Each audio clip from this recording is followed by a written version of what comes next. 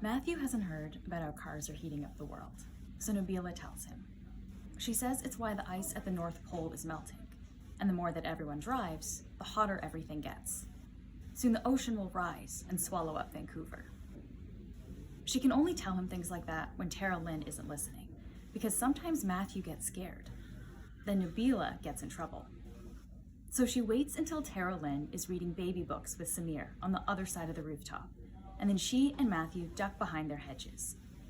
It's only when they're in their secret forest hideaway that Nabila tells him things like that. This is why our forest really is on top of a building, Nabila says one day. Water flooded the city and everybody had to leave, and then trees just started growing over all the empty buildings. Their roots probably poked through the concrete and started breaking all the glass. Matthew is eating his after-school snack, a chocolate chip granola bar. He stops chewing and looks at her. A piece of granola sticks to his lip. "Where did everyone go?" he asks. "Maybe some of them didn't make it. The rest went into the mountains." "Why didn't we go with them?" Nabila shrugs.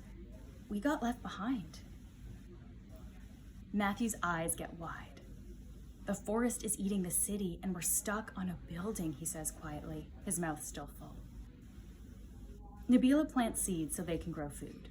She digs 6 small holes in a row, drops in for 10 seeds, then covers them back up with dirt. She realizes that pieces from the granola bar would make perfect seeds. "Maybe we tried to go too," she says, as she reaches over and picks up a few bits that Matthew dropped on the ground. "But we got stuck. There was too much water."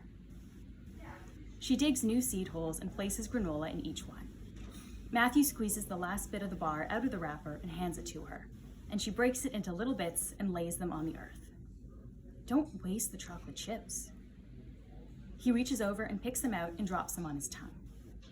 Tara Lynn always remembers that chocolate is Matthew's favorite.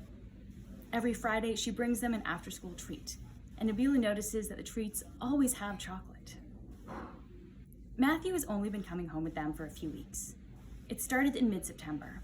They were walking home one day, and Tara Lynn noticed Matthew. He was walking up ahead of them, alone.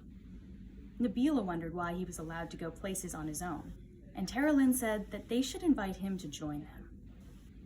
So the next day, when Nabila came out of the school to meet Tara Lynn and Samir at the edge of the teacher's parking lot, Matthew stood there too. Tara Lynn handed them both Tupperwares of apple slices, and they walked home together.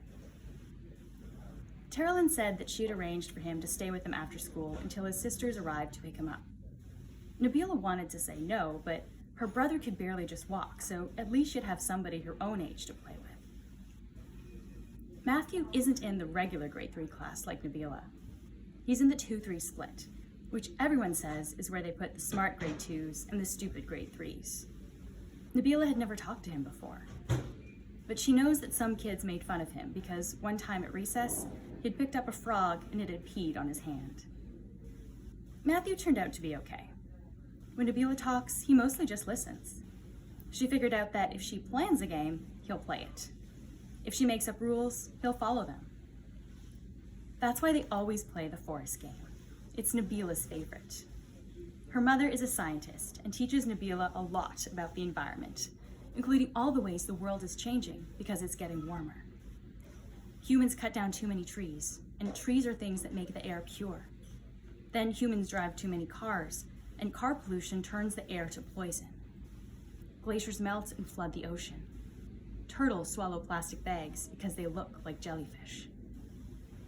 Matthew doesn't seem to know any of that stuff, so while they play, Nabila tries to explain things to him.